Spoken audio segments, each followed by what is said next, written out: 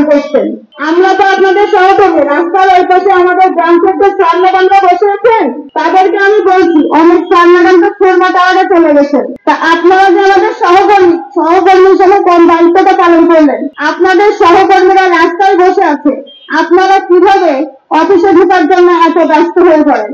এটা আমি সহ আমার 547 জন ভাই বোনরা কিছুটাই বুঝতে পারছি না, কিছুটাই মেনে নিতে পারছি না। আপনাদের খারাপ লাগছে না যে এই সহকর্মীগুলো আমাদের সাথে হাতে হাত রেখে তাদের কাজ রেখে একই প্রতিষ্ঠানে কাজ করছে, আজ এদেরকে রাস্তায় বসে এদেরকে টপকিয়ে এদের মাথার উপর দিয়ে আমরা কিভাবে অফিসে যাব? আমার অনুরোধ, রাস্তার এই পাশে না বসে আপনারা আমাদের সাথে এসে বসুন, আমাদের কষ্টটা একটু ফিল করার চেষ্টা করুন। মানুষ তো সর্বোপরি তো আপনারা মানুষ,